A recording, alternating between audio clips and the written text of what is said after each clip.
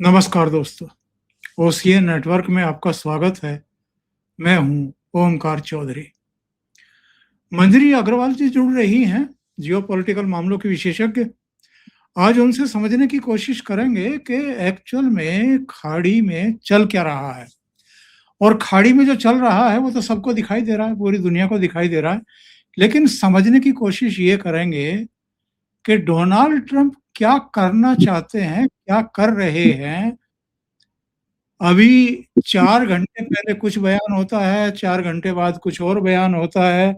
एक इतना बड़ा कन्फ्यूजन क्रिएट कर रहे हैं खुद अमेरिका के भीतर भी अब उनकी आलोचना शुरू हो चुकी है, मीडिया में भी।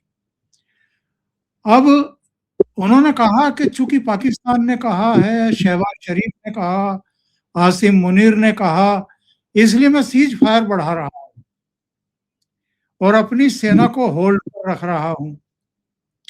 एक और बयान उनका आया जो थोड़ा सा हकीकत के करीब लगता है कि ईरान के भीतर भी अब लीडरशिप में फूट पड़ी हुई है। कोई किसी तरफ खींच रहा है, कोई किसी तरफ खींच रहा है। एक तीसरी घटना भी हुई है। एक भारत के झंडे वाले शिप को ईरान ने अपने कब्जे में लिया है और ये पिछले कुछ दिनों में दूसरी ऐसी घटना है। पहले हमारे 2 शिप्स के ऊपर फायरिंग की गई थी और अब एक शिप जो है वो कब्जे में लिया गया है। या तो वहां लीडरशिप में वाकई कोई कंफ्यूजन चल रहा है और कोई खींचातानी चल रही है, या कुछ संवादहीनता की स्थिति है, या कुछ क्योस है। क्या है, मंजरी जी से समझने की कोशिश करेंगे। जोड़ लेते हैं मंजरी जी, बहुत स्वागत है। नमस्कार। नमस्कार, धन्यवाद। तो क्या है इस समय सिचुएशन खाड़ी की, क्या है सिचुएशन अमेरिका की और भारत के साथ ईरान की लीडरशिप की अच्छी अंडरस्टैंडिंग दिखाई पड़ रही थी। हमारे कई जहाज आए भी थे। ऐसा अचानक क्या हुआ है? देखिए, पहले तो समझ लेते हैं हो क्या रहा है। ईरान के आज 3 ऑफिशियल जो उनके सरकारी प्लेन्स होते हैं, एयरप्लेन्स, वो तेहरान से ओमान की तरफ गए और इंटरनेशनल एरेना में ओमान की एक बहुत अच्छी इज्जत है। यूएन डेलीगेशन वगैरह सब उसको फेवर करते हैं एक पीस नेगोशिएटर के तौर। तो फिर डोनाल्ड ट्रंप ने पाकिस्तान का नाम क्यों दिया? देखिए, अगर आपको पिछली बार याद हो, वैन्स के आगे शहबाज शरीफ किस तरीके से चल रहे थे। वो जो शोहदे होते हैं ना, गुर्गे, उस तरह से चल रहे थे रास्ता साफ करते हुए।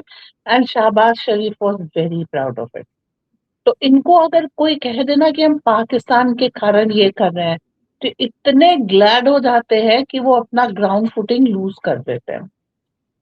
ये एक डाइवर्जनरी टैक्टिक थी। पाकिस्तान का सारा ध्यान आ, अमेरिका के आने पे, ईरान के आने पे लगा रहा। उन्होंने सोचा फर्स्ट फेज में उन्होंने कुछ किया है, सेकंड में भी कर ले जाएंगे और इस तरह से वो इंटरनेशनल प्लेटफॉर्म पे आ जाएंगे और शांति, पीस नेगोशिएशन नेगोशिएटर के तौर पे आ जाएंगे।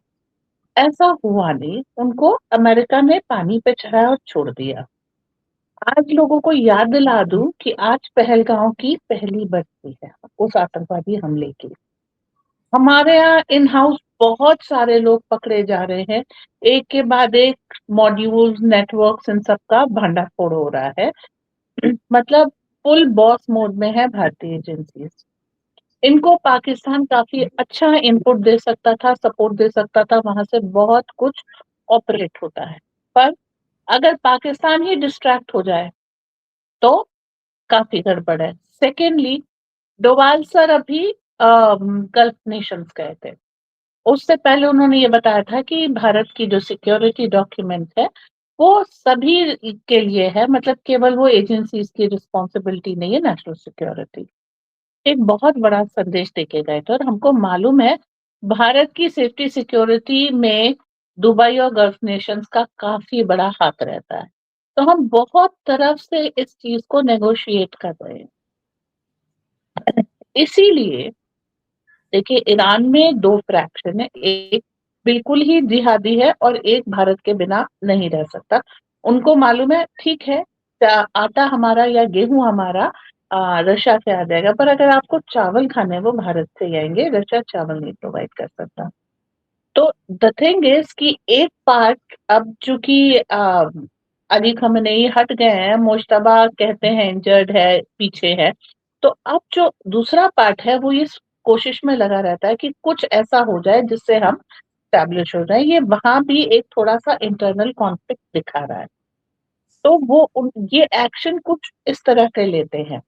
सेकेंडली, जब उन्होंने हमारे 2 शिप्स के ऊपर फायर किया था, तो हमने उनका डेलीगेशन जो यहाँ पर है, एम्बेसडर, उसको तलब किया था। हमने भी एक जहाज को लौटा दिया था। आफ्टर इफेक्ट्स वो फील कर रहे थे, तो आज उन्होंने एक और अटेम्प्ट किया है। वो जितना अटेम्प्ट इस तरह का करते जाएंगे, वो भारत को अ, एक तरीके से कहिए अमेरिका के पाले में, इजराइल के पाले में ढकेल गए। और ये सबको मालूम है कि इस वेस्ट एशियन रीजन में भारत की बहुत गहरी दखल है। ईरान ने आउट ऑफ द वे जाके सऊदी को, यूएई को, सबको अपना दुश्मन बना लिया।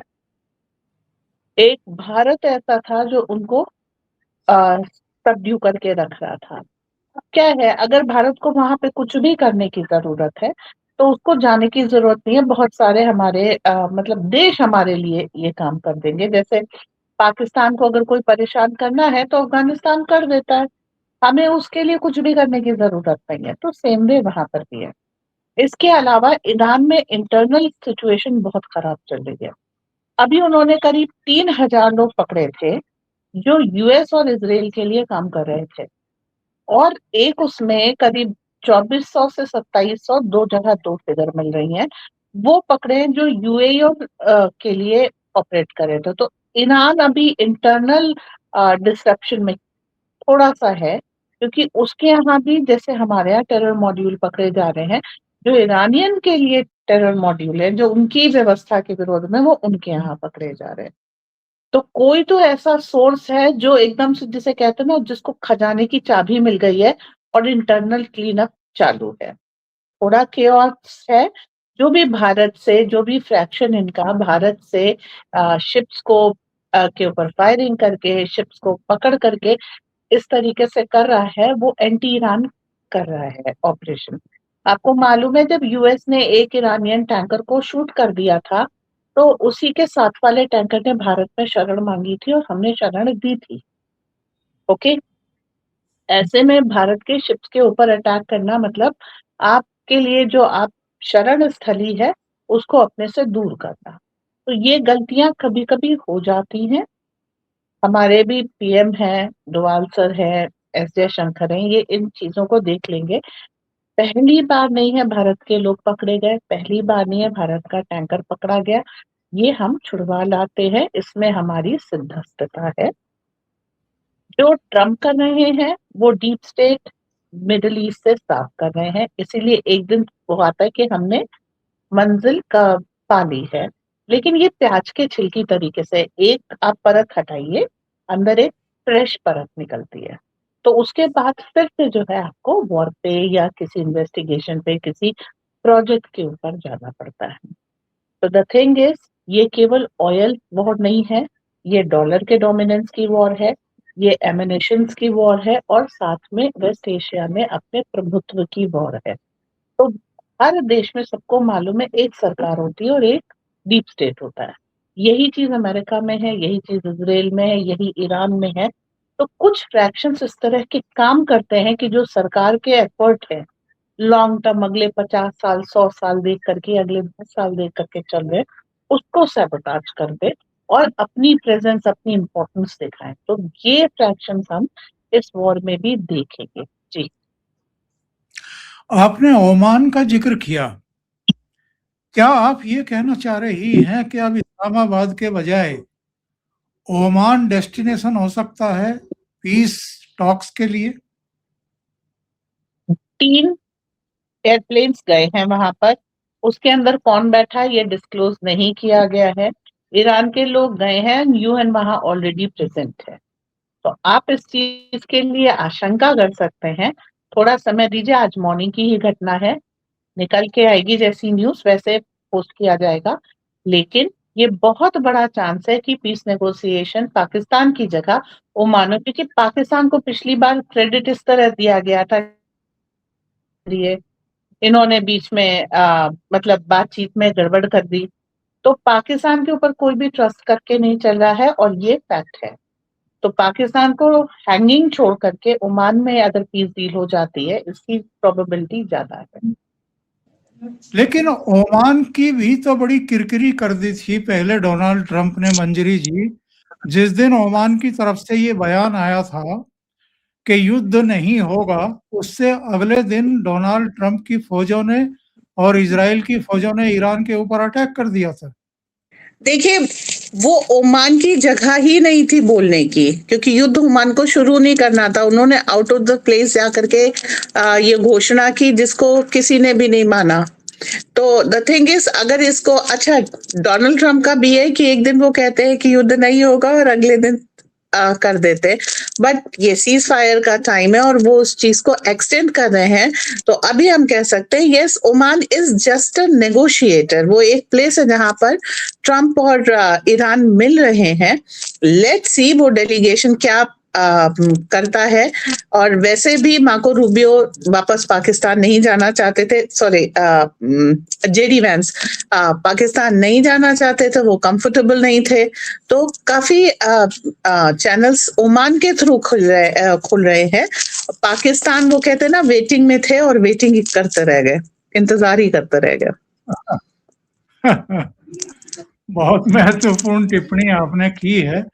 लेकिन ये बताइए कि ये ऊंट किस करवट बैठता हुआ दिखाई दे रहा है आपको? क्योंकि ये बात तो ठीक है कि ईरान जो है वो अंतर विरोधों का भी शिकार है और वो काफी हद तक टूट भी चुका है, बर्बाद भी हो चुका है, लेकिन वो झुकते हुए दिखना नहीं चाहता है और शायद ट्रंप उसको पूरी तरीके से झुकाकर समझौते की मेज पर लाना चाहते हैं। देखिए, ये ऊंट एक समाधान की तरफ जा रहा है जिसमें दोनों तरफ के डीप स्टेट को, दोनों देशों को हैंडल करना है और एक दूसरे के डीप स्टेट को भी हैंडल करना है। आपको मालूम है, डेमोक्रेट्स ने कई प्रेसिडेंट्स दिए हैं जो ऑयल लॉबी के कैंपेनिंग से आए हैं। ऐसे में आसान नहीं है विद इन अमेरिका भी ऑयल लॉबी को क्रैक करना। और विश्व पे डीप स्टेट जिन 4 चीजों से बना रहा है अपनी ग्रिप, उसमें आप देखिए, एक तो ऑयल है, दूसरा फार्मा है, तीसरा आर्म है और चौथा कम्युनिकेशन नेटवर्क है, सोशल मीडिया नेटवर्क।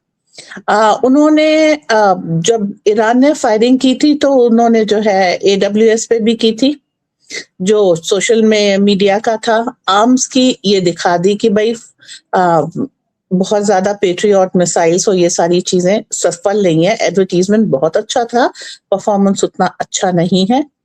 फार्मा, अब इंडिया वहां पर दवा भेज रहा है। और ऑयल, ये सारे देश खुद ही उस डॉलर और ऑयल ट्रैप से मुक्त होना चाह रहे हैं, क्योंकि it was dollar for security कि आप डॉलर में ट्रेड कीजिए, हम आपको सिक्योरिटी प्रोवाइड करेंगे। और इस समय सऊदी बहुत ज्यादा गुस्सा इसीलिए कि हमने आपके डॉलर को एक तरजीह दी और आप हमें सिक्योरिटी प्रोवाइड करने में असफल रहे। तो अमेरिका, आप अगर इस वॉर को अगर बिल्कुल बाहर आकर के देखें तो अमेरिका ये साबित कर रहा है कि लुक, इस एरिया में हम असफल है। आज तक जितने भी हमने वादे किए एक भी पूरा नहीं किया और आगे पूरा करने के लिए हम केपेबल नहीं है। इनका USS एक रिटायर हुआ था और सिर्फ इसलिए कि मतलब कभी उनकी क्रू कोऑपरेट नहीं कर रही, कभी टॉयलेट्स चोक हो जा रहे हैं, कभी आग लग जा रही है और सभी ये लोग कह रहे हैं कि ये इंटरनल सैबोटाज है। जब अमेरिका युद्ध में होता है उस बीच भी आप ये देखिए कि इनके जो कैंट रिजाइन करते हैं, जो काउंट कि ईरान के पास न्यूक्लियर वेपन नहीं होना चाहिए। क्यों नहीं होना चाहिए? इसके लिए आपको नॉर्थ कोरिया का एग्जाम्पल लेना पड़ेगा। नॉर्थ कोरिया एक बहुत छोटा सा देश है और किम जो उन वो न्यूक्लियर केपेबल हैं। उस छोटे से देश में क्लोज सोसाइटी है, न्यूक्लियर बॉम्ब है, अमेरिका एंटर करने की सोच भी नहीं पा रहा है। They are scared what they will do for their national security and national pride. आप एट्रोसिटी लिटरेचर कितना भी छपवा दीजिए, वहां की जनता अपने राजा को प्यार करती है। अगर यहाँ पर न्यूक्लियर कैपेबिलिटी आ जाती है इस्लामिक वर्ल्ड में, ठीक है, दे आर लाइक मंकीज, उसका दुरुपयोग कर सकते, but first deterrence is for the American deep state कि आप जब चाहे इन्हें यूज करें और जब चाहे कोलैटरल डैमेज करके डंप कर दें। ये नहीं चलेगा। That deterrence they don't want, especially Israel doesn't want Iran to have. और कोई भी देश अपनी सॉवरेनिटी के लिए जो कर सकता है वो करेगा। तो वो है इस्लामिक रिपब्लिक और उनकी बहुत सारी प्रैक्टिसेस इस चीज के लिए हमको भी वार्निंग देती हैं कि हमें ज्यादा ईरान के पक्ष में नहीं जाना चाहिए। बट देन अगेन, आज ईरान जीता है, कल वो भारत की ओर नजर उठाएंगे। तो इस वॉर में दो चीजें आती हैं। जो ईरान का न्यूक्लियर प्रोग्राम था, वहां पे रशियन साइंटिस्ट थे। रशिया ने ईरान के न्यूक्लियर प्रोग्राम की जिम्मेदारी ली है। अगला एग्जाम्पल आप पाकिस्तान का ले लीजिए। ईरान और पाकिस्तान को जब भी आप कंपेयर करेंगे, ईरान एक थॉटफुल नेशन आपको नजर आएगा। जब आपने पाकिस्तान जैसे पागल को न्यूक्लियर संपन्न कर दिया है, तो आप ईरान पे किस हिसाब से एक कंटिजेंसी लगा रहे हैं? तो अगर आप लॉन्ग टर्म में देखें तो ये सिर्फ एक ईगो की लड़ाई है। और बेसिकली पीछे जो करेक्शंस हो रहे हैं, जैसे ईरान ने कहा कि हमारे शाही ड्रोन्स नहीं गए थे, उन्होंने पिक्चर रिलीज करके कहा कि आपका जो ड्रोन लुकास है वो हमारे शाहिद की तरह लगता है, और जो भी है आपने इंटरनल अटैक किए हैं, जो भी आपने रेडार्स पे किए हैं, अपनी मिसाइल उस पे किए हैं प्रोग्राम पे। तो द थिंग इज कि कुछ तो वहां पर गड़बड़ है, क्योंकि ईरान को कोई जरूरत नहीं है वो ये कहे कि हमने अटैक नहीं किया है। अरे भाई, यूएस के बेसिस तबाह हो रहा है, ईरान के proudly take credit for that.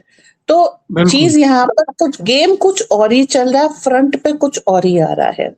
जितने भी वहां पर हैं, जैसे एक होटल के कमरे के ऊपर जहां पे एक ब्रिटिश नेशनल था, वहां पर अटैक हुआ। ब्रिटिश बेसिस पे अटैक हो रहा है, फ्रेंच बेसिस पे अटैक हो रहा है। मतलब जितनी भी पार्टीज, जितने भी प्लेयर्स हैं वहां पर ऑपरेट कर रहे हैं, वो चाहते हैं, अब उनका तेल है, वो डिसाइड करेंगे किसको दें, किस करेंसी में दें, कितना दें। उसके लिए कोई भी उनको किसी और की स्क्रूटनी, किसी और की परमिशन से नहीं गुजरना पड़े। और ये चीज आप देखिए अफ्रीका में भी शुरू हो गई है। आप प्रोपेगेंडा चाहे कितना कर लें, जो भी सॉवरेन होता है किसी भी अफ्रीकन नेशन का, बट बेसिकली वहां की जनता अपने संसाधनों पे अपना हक चाहती है। और केवल एक वर्ल्ड में जो ये डीप स्टेट है, वो चाहता है कि सारे संसाधनों पे हमारा हक हो, और जिसको हम चाहें जैसे चाहे यूज करें, जो भी हमारे रास्ते में बाधा बने हम उसको कोलैटरल डैमेज करके नष्ट कर दें। ये वो लड़ाई है, और आसानी से डीप स्टेट की ग्रिप नहीं जाएगी। लड़ाई लंबी चलेगी। कभी आप एक दूसरे के ओपोनेंट होंगे, अगले ही प्रोजेक्ट में आप एक दूसरे के साथी होंगे। जी, लेकिन मामला बढ़ता जा रहा है, अमेरिका पे दबाव भी बढ़ता जा रहा है। मैं एक हेडलाइंस देख रहा था, जो जर्मन की एयरलाइंस है लुफ्थांसा, उसने अपनी 20,000 फ्लाइट्स रद्द कर दी है। उसका कहना यह है कि यूरोप में सिर्फ 6 हफ्ते का जेट फ्यूल बचा हुआ है। तो ये तो अपने आप में जर्मनी की एयरलाइंस लुफ्थांसा 20,000 फ्लाइट्स रद्द की है।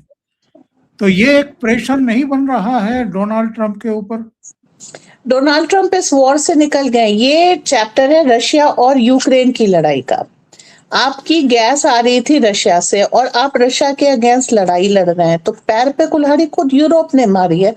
डोनाल्ड ट्रंप पिछले साल ही कह चुके थे, बल्कि अपने प्रेसिडेंशियल कैंपेन में कह रहे थे कि मैं यूक्रेन और रशिया को लड़ाई इसकी बंद कराना चाहता हूं। कई बार जेलेंस्की टेबल पे आया, हर बार यूरोपियन यूनियन के उस कावे पर वो उठ करके गया है। अब आप खुद ही उर्सुला वॉन डर लायन ने जो इलेक्ट्रिसिटी आ रही थी रशिया से, उसके तार कटवाए हैं। तो अगर आप अपनी एनर्जी क्राइसिस को खुद क्रिएट कर रहे हैं तो ट्रम्प पे क्यों प्रेशर होगा? उन्होंने तो कह दिया you are fighting a useless war. Europe अभी चाहे बैक ट्रैक करके रशिया से नेगोशिएट कर सकता है, यूक्रेन की वॉर को फंड करना बंद कर सकता है, but Zelensky is buying properties all over Europe, he is buying luxuries all over Europe. उसका अच्छा वहां से यूक्रेन वॉर में जो असलहा जाता है वो वापस आता है, उसके पैसे इनके पास आते हैं, वो जगह जगह बिक रहा है। कई बार ज़ेलेंस्की ने ऑफर किया ईरान को कि वी कैन सप्लाई यू, भाई तुम भी लड़ाई करो, रशिया जैसे माइटी नेशन से आप लड़ रहे हैं, आपके पास आर्म्स होने नहीं है, पहले तो आपका प्रोडक्शन नहीं है, आपके सैनिक नहीं बचे, फिर आप ईरान की मदद किस फॉर्म में करना चाह रहे हैं? तो आप समझिए वहां पर भी सब कुछ सही नहीं है।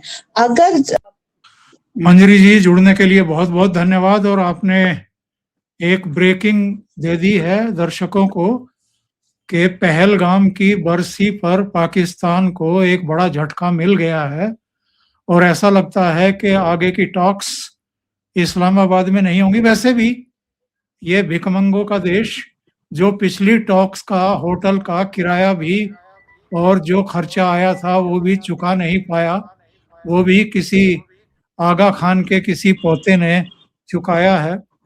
तो आप इसी से समझिए कि पाकिस्तान की कितनी किरकिरी होने जा रही है। तो जुड़ने के लिए बहुत बहुत धन्यवाद आपका। सबकी निगाहें अब इस पर रहेंगी कि अमेरिका और ईरान के बीच में टॉक्स कहाँ होती है और ऊंट किस करवट बैठता है। बहुत बहुत धन्यवाद। Thank you so much. नमस्कार। नमस्ते।